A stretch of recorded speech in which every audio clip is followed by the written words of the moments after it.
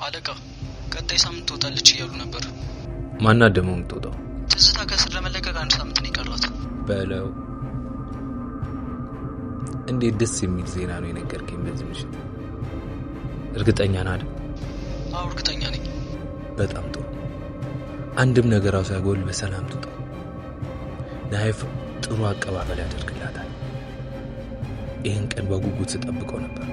እና ምንም ሳናደርጋት በሰላም ትውጣ? ተወት፣ ምንም ነገር እንዳታረግ። ለሁሉም ነገር ባይሆን ጥሩ ማረፊያ ይዘጋጅላት። እሺ አለቃ፣ እናዘጋጃለን።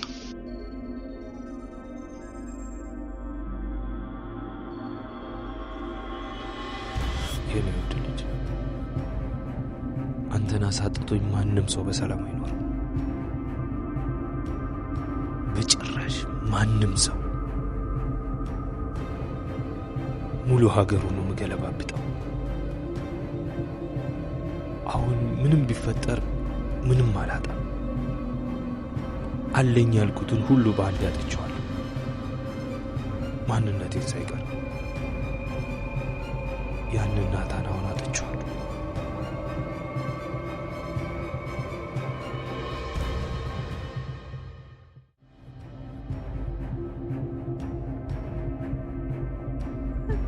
እና ሁሉ ነገር ሰላም ነው? ሚስት ልጆች ምናምን? ቆይ ሚስት እንዴት ናት? የምን ልጅ?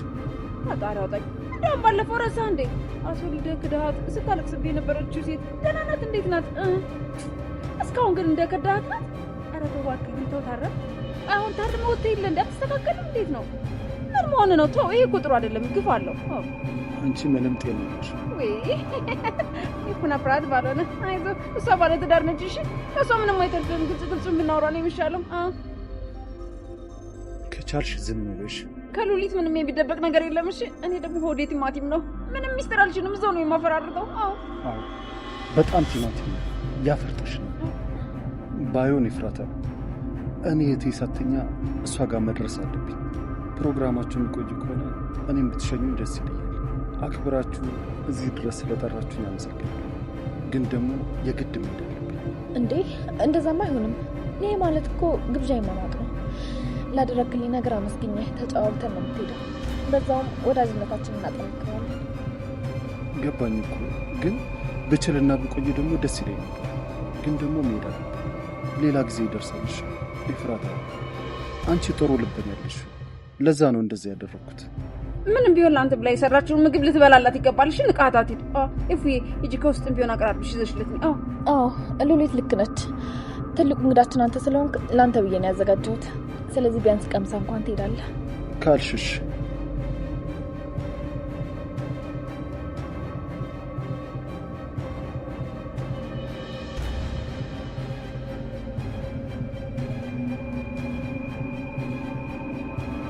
እኔ መጣሁ እፉዬ።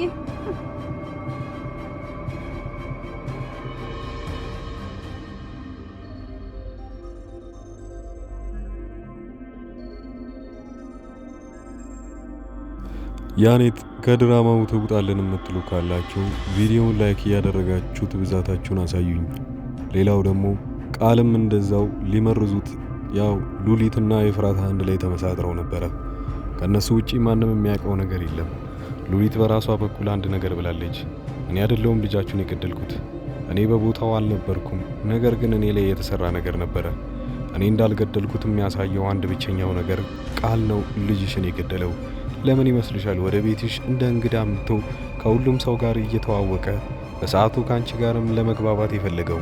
አንቺ እዚሁ አዲስ ውስጥ ወይንም ደግሞ ወደ አንቺ ህይወት የተቀላቀለው አዲስ ሰው ማን ነው ብትይ ራሱ ቃል ነው። እኔም ደግሞ ስትወጊኝ በሰዓቱ እንዴት ተገኝቶ ራሱን ሊሰጥ ቻለ? ይህን ሁሉ ሚስጥር እሱ ነው የሚያውቀው። ልጅሽን ለምን እንደገደለ መጠየቅ ትችላለሽ።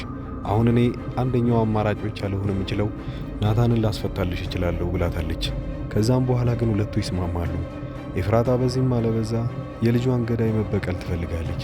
ለዛም ነበረ የመጀመሪያው ጊዜ ሉሊት ናት ስትባል ሉሊትን ለመግደል ሞከረች። አሁን ደግሞ ቃል ነው የገደለው ልጅሽን ስትባል እሱን ደግሞ በመርዝ ለመመረዝ ሞክረዋል። ይህንን ሲያደርጉ ግን ከሉሊት ጋር አንድ ላይ ነበረ። እውነታው እንደዚህ ነው።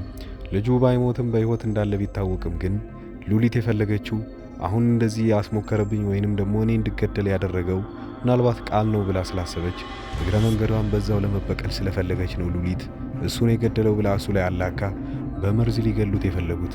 ኤፍራታ አሁን ላይ ስህተት እየሰራች ነው ያለችው በተደጋጋሚ። ይህኔ መስማት የነበረባት ያኔትን ነበረ። ያኔት አሁን ላይ ያሰበችው ሀሳብ ሌላ ነበረ። በመጀመሪያ ደረጃ ቤተሰቡ እንዳለ ተረብሾ ሁሉም እንዲበታተኑ ነበረ። ግን እንዳሰበችው አልተሳካላትም። ናታንም ቢሆን ከእስር ቤት ተፈታ። ሉሊትም እንድትሞት ብትፈልግም ግን ሳትሞት ወደዛ ቤት ተመልሳ ተቀላቅላለች። ስለዚህ ሁለተኛው ሀሳቧ እንዲሰራላት እውነታውን መናገር ይኖርባታል ማለት ነው። ልጅሽ አልሞተም ብላ ልትነግራት ብትፈልግም ግን በሰዓቱ ኤፍራታ የእሷን ወሬ መስማት አትፈልግም።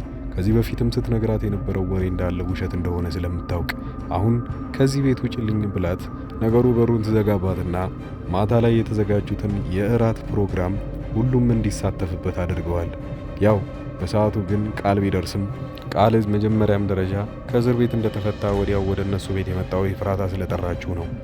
ኤፍራታ ግን የጠራችው እሱን ለመበቀል እንደሆነ ባያውቅም ያው እሷን አክብሮ ብቻ ስለመጣ እንጂ መጀመሪያውኑ ቀድሞ ማግኘት የነበረበት እህቱን እንደሆነ እየተነጋገረ ነው። በተደጋጋሚ እንዳረፈደና አሁን እህቱን ሄዶ ማግኘት እንዳለበት እየነገራት ቢሆንም ኤፍራታ እዚህ ድረስ ጠርቼ ለአንተ ብዬ ድግሱን ከደገስኩ በኋላ እንዴት እሄዳለሁ ትለኛለህ? ቢያንስ ቀምሰት ሄዳለህ ያዘጋጀውልህን እያለችው ነው። በዚህ መሃል ላይ ማን ሊያድነው ይችላል? ምናልባት እሱ ተደውሎለት ወዲያውኑ አቋርጦ ከሄደ እንጂ ምግቡን የሚበላው ከሆነ በጣም ከባድ ነገር የሚፈጠር ይሆናል። ናታንም እስካሁን ድረስ አልተነገረውም። ኤፍራታ አንድ ነገር ብቻ የነገረችው ቢሆን ሉሊት አይደለም ልጃችንን የገደለችው፣ ልጃችንን የገደለውን ትክክለኛውን ሰው አግኝቼዋለሁ፣ በቅርቡ ምነግር ይሆናል፣ ተረጋግተህ ጠብቀኝ ነበር የተባለው። ናታንም እንደተባለው እንግዲህ ዝም ብሎ ቁጭ ብሏል። ሌላኛው እንግዲህ ከውጭ የሚሰማው አንዳንድ ወሬዎች አሉ። ልጁ ማጋ ነው፣ ማን ነው እስካሁን ድረስ አግቶ ያስቀመጠው ነው። ሉሊት በመጀመሪያ ደረጃ ገንዘቧን እስክትፈልግና ራሷን መስዋዕት እስከ ማድረግ ድረስ ያደረሳትን የልጁን የበደበቅ ሁኔታ አሁንም ቀጥላበታለች። ሉሊት ልጁን ማን የያዘላት የሚለው ነገር ደግሞ አሳሳቢ ነው። ሌላው ደካማ ጎኑ የሚባለው ያው ቢኒያም ከተደበቀበት እስኪወጣ ድረስ ነው እየተጠበቀ ያለው። ቢኒያም አንድ ትልቅ ጥፋት አጥፍቶ ነው እስካሁን ድረስ የተደበቀው። የመጀመሪያውና ትልቁ ጥፋቱ ናታንን ከርቶ ከያፌት ጎን የሆነው ጊዜ ነበረ፣ በምዕራፍ 1 ላይ እንዳያችሁት። ፂ ደግሞ ሁለተኛ ጉዳቱ ነበረች የሱ። ፂ ይህንን ነገር የተጎዳችው እንዴት በዚህ መልኩ ይከዳኛል የምወደውና የማፈቅረው ሰውዬ ብላ ነገሩ በጣም ከፍቷትና ተከርታ እንደነበረ ማሳይታለች። ለብዙ ሰዓት እንኳን ማገገም አልቻለችም። እየጠጣች ማታ ትገባለች። በዛ ላይ ለሁሉም ሰዎች ምንም አይነት ፊት ወይንም እንዳችም ርህራሄ አታሳያቸውም ነበረ። አሁን እየዳነች በምትመጣበት ሰዓት ላይ ቢኒያም ደግሞ ከተደበቀበት ሊወጣ ነው። ቢኒያም ከተደበቀበት ሊወጣ ነው ማለት እንግዲህ አስቡት። ያው ፂም ተመልሳ ልትጎዳ ትችላለች። ፂ አሁን ላይ ጥሩ ቤተሰብ ወይንም ጥሩ ጓደኛ አግኝታለች። አቤል ካጠገቧ ሆኖ ብዙ ነገር እንደሚረዳትና የወደፊት ህይወቷን እንደሚያስተካክለውም እንደሚክሳትም ቃል እየገባላት ነው። እሷም ግን የዚህ በፊት የተፈጠረውን ነገር በመፍራት እስካሁን ድረስ ሳትቀበለው ቆይታለች። አቤል ተመልሶ ከመጣ ይሄንንም ነገር ይረብሸዋል። ሌላው አቤል ልጁን እንዳገተው ወይንም ደግሞ ያው በሉሊት ትዕዛዝ ምክንያት እስካሁን ድረስ አቤል ጋር ነው ያለው ይሄ ልጅ። ምናልባት ይዞት ይወጣ ይሆን ወይ? ኤፍራታን ሌሎቹን ሊክሳቸው የሚችለው ልጁን በህይወት አቆይቶ ለነሱ በሰላም ማስረከብ ሲኖርበት ነው። ያኔ ምናልባት ይቅርታ አድርገውለት የድሮ የነ ሐረግ ድራማ ወደ ሙሉ ለሙሉ በፊት እንደነበረው ሰላማቸው ሊመለሱ ይችላሉ። ይህም በቅርቡ የምታዩት ይሆናል።